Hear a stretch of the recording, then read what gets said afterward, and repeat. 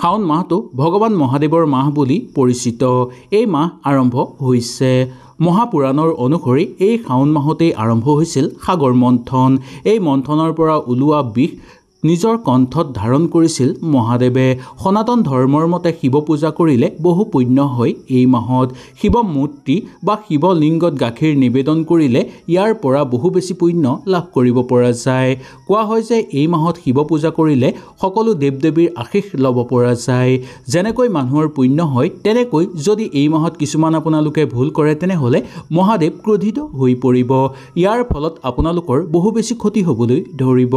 আহক তেনেহ'লে আমি এই ভিডিঅ'টোৰ যোগেদি সম্পূৰ্ণভাৱে জানি লওঁ। যদি ভিডিঅ'টো ভাল লাগে লাইক এটা কৰি আমাৰ মনোবল বঢ়াব আৰু আপোনালোকৰ বন্ধুবৰ্গৰ লগত শ্বেয়াৰ কৰি তেওঁলোককো উপকৃত কৰিব। শাওন মাহত এই 5টা বস্তু যদি আপোনালোকে খায় তেনেহ'লে মানৱ জীৱনত দুৰৱস্থা নামি আহিবলৈ ধৰিব। কাৰণ এই মাহত এই বস্তু খালে বিষৰ তুলনা কাম কৰে বা বিষৰ সমান কাম কৰে। শাওন মাহত কি বস্তু খোৱাটো উচিত জানিবৰ কাৰণে ভিডিঅ'টো মনোযোগ সহকাৰে শেষলৈকে চাব। যদি আধাতে এৰি যায় তেনেহ'লে আপোনালোকে ভালদৰে বুজি নাপাব। আহক তেনেহ'লে আমি বেছি দেৰি নকৰি সুন্দৰভাৱে জানি লওঁ। শাওন মাহত ভুলতো আমিষ আহাৰ গ্ৰহণ কৰিব নালাগে। যদি আমিষ আহাৰ খায় তেনেহ'লে ইয়াৰ প্ৰভাৱ আপোনালোকৰ ওপৰত বেয়া পৰিবলৈ ধৰিব। বিশেষকৈ সোমবাৰৰ দিনা আপোনালোকে নিৰামিষ খাবলৈ চেষ্টা কৰিব। বাকী কেইদিন যদি আপোনালোকে নোখোৱাকৈ থাকিব পাৰে তেনেহ'লেও বহু শুভ বুলি মনা গৈছে। যদি মাছ মাংস নোখোৱাকৈ একেবাৰে থাকিব নোৱাৰে তথাপিও সোমবাৰৰ দিনটো আপোনালোকে নিৰামিষ আহাৰ গ্ৰহণ কৰিব। এই মাহৰ প্ৰত্যেক সোমবাৰে যদি পাৰে শিৱ মন্দিৰলৈ যাব আৰু তাত পূজা অৰ্চনা কৰিব। এনে কৰিলে আপোনালোকৰ ওপৰত মহাদেৱ সন্তুষ্ট হৈ পৰিব আৰু মহাদেৱ আহি আপোনালোকৰ ঘৰত বাস কৰিব, যাৰ ফলত আপোনালোকৰ সকলো মনৰ আশা পূৰ্ণ হৈ পৰিব। সকলো ফালৰ পৰা সুযোগ সুবিধা আৰু সফলতা অৰ্জন কৰিব পাৰিব আপোনালোকে। সেইকাৰণে এই কথাটোৰ প্ৰতি আপোনালোকে বিশেষকৈ গুৰুত্ব দিয়াটো উচিত। শাওন মাহত বেঙেনা খোৱাৰ মানা কৰা হৈছে শিৱপুৰাণত, কিন্তু এই কথাটো সকলো লোকে বিশ্বাস নকৰে। বিশ্বাস কৰিব পৰা এটা কাৰণ আছে, সেইটো হ'ল বৈজ্ঞানিক কাৰণ। বৰ্ষা ঋতুত বেঙেনা অতি সোনকালে বেয়া হৈ যায়। বৈজ্ঞানিকসকলৰ মতে শাক পাচলিত পোক লাগে আৰু বেক্টেৰিয়াই বাস কৰে। সেইকাৰণে এই সময়ত শাক পাচলি বেছি নোখোৱাটোৱেই ভাল।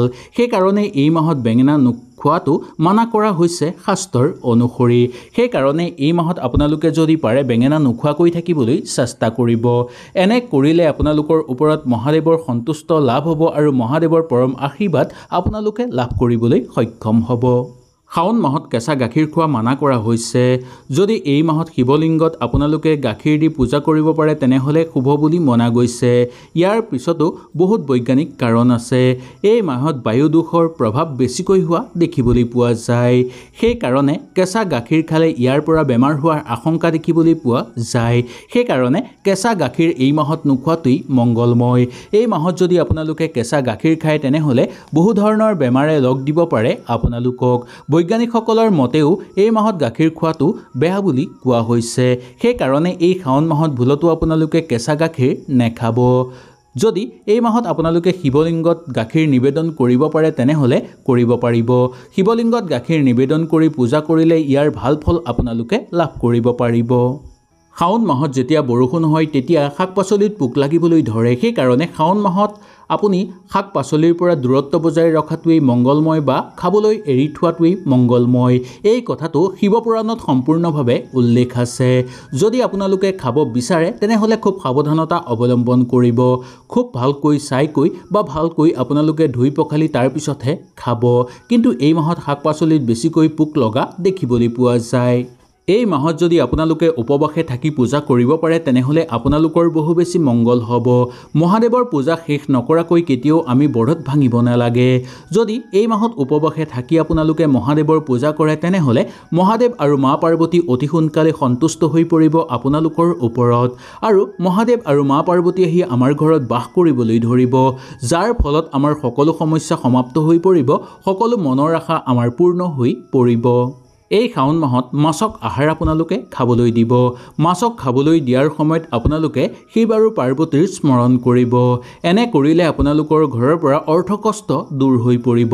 প্ৰচুৰ পৰিমাণে অৰ্থ ঘৰত জমা হ'বলৈ ধৰিব আৰু আপোনালোকৰ দিন ভাললৈ লাহে লাহে আহিবলৈ ধৰিব।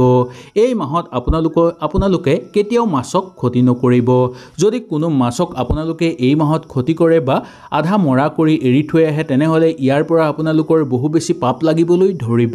ইয়াৰ ফলত আপোনালোকৰ ঘৰত দুখ দৰিদ্ৰতা বৃদ্ধি পাবলৈ ধৰিব আৰু সকলো ক্ষেত্ৰতে আপোনালোকে বিফলতাৰ সন্মুখীন হ'বলগীয়া হ'ব পাৰে। ইয়াৰ উপৰিও মহাদেৱ আৰু মা পাৰ্বতীৰ খং উঠিব। শাওন মাহত দাড়ি নকটাই ভাল। এই মাহত যদি দাড়ি কাটে তেনেহ'লে জীৱনত দৰিদ্ৰতা নামি আহিব পাৰে। যদি বিশেষ কাৰণত দাড়ি বা চুলি কাটিব লগা হয় তেনেহ'লে আপোনালোকে গুৰুস্থানীয় ব্যক্তিৰ পৰামৰ্শ ল'ব, নাইবা বিশেষ যদি কোনোবাই কাটিবলৈ কয় তেনেহ'লেহে আপোনালোকে কাটিব।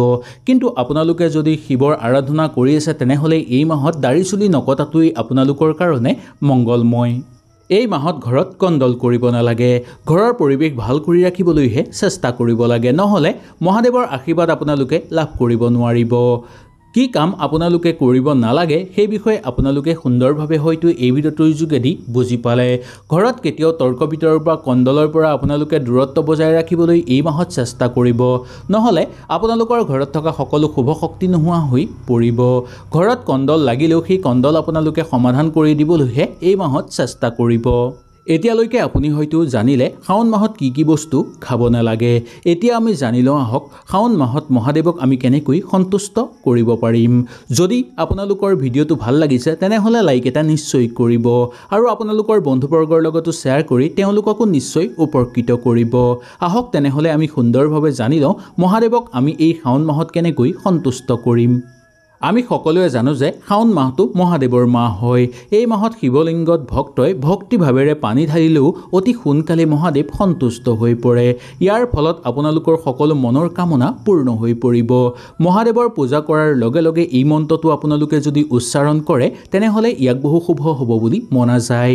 এই মন্ত্ৰটো বহু শক্তিশালী। শাস্ত্ৰত এই মন্ত্ৰটো ৰুদ্ৰ মন্ত্ৰ বুলি কোৱা হৈছে। এই মন্ত্ৰ পাঠ কৰাৰ লগে লগে আপোনাৰ চাৰিওফালে শুভ শক্তি সঞ্চাৰণ কৰিবলৈ ধৰিব আৰু কোন ফালৰ পৰা অহা বিপদ আপোনালোকৰ খাম কাটিবলৈ ধৰিব। পৰিয়ালৰ মাজত সুখ শান্তি বৃদ্ধি পাবলৈ ধৰিব। শাওন মাহত শিৱলিংগত আপোনালোকে যেতিয়া পানী অৰ্পণ কৰিব বা গাখীৰ নিবেদন কৰিব বা আপোনালোকে যেতিয়া শিৱলিংগত বা আপোনালোকে যেতিয়া পূজা কৰিব সেই সময়ত এই মন্ত্ৰটো নিশ্চয় পাঠ কৰিব। মনৰ ভিতৰতে পাঠ কৰিলেও ইয়াৰ পৰা আপোনালোকে ভাল ফল লাভ কৰিব পাৰিব। মন্ত্ৰটো হ'ল ওম নমঃ ভাগৱতী ৰুদ্ৰাই। এই মন্ত্ৰটো আপোনালোকে যদি জাপ কৰে ইয়াৰ পৰা আপোনালোকে ভাল ফল লাভ কৰিব পাৰিব। এই মন্ত্ৰটো জাপ কৰাৰ লগে লগে মনত এক নতুন শক্তিৰ উদ্ভাৱন হ'বলৈ ধৰিব। মন্ত্ৰটো আপোনালোকক আকৌ এবাৰ কৈছোঁ, মন্ত্ৰটো হ'ল ওম নমঃ ভগৱতী ৰুদ্ৰাই। এই মন্ত্ৰটো যদি আপোনালোকে 11 বাৰ বা যুটীয়া সংখ্যাত যদি যিকোনো বাৰ আপোনালোকে পাঠ কৰে তেনেহ'লে ইয়াৰ পৰা আপোনালোকৰ বহু ভাল হ'ব। এই মন্ত্ৰ জাপ কৰাৰ লগে লগে মহাদেৱ সন্তুষ্ট হৈ পৰিব, যাৰ ফলত আপোনালোকৰ সকলো মনৰ আশা পূৰ্ণ হৈ পৰিব। সকলো ফালৰ পৰা সুখ শান্তি নামি আহিব আৰু ঘৰত ধন সম্পত্তি বৃদ্ধি পাবলৈ ধৰিব। হয়তো এই ভিডিঅ'টোৰ যোগেদি আপোনালোকে সুন্দৰভাৱে বুজি পালে। যদি কিবা অসুবিধা পালে নিশ্চয় মোক তলত কমেণ্ট কৰি জনাব। তেনেহ'লে আজিলৈ আপোনালোকৰ ওচৰৰ পৰা বিদায় লৈছোঁ। কালিলৈ পুনৰ আপোনালোকক লগ পোৱাৰ প্ৰতিশ্ৰুতিৰে আজিলৈ নমস্কাৰ।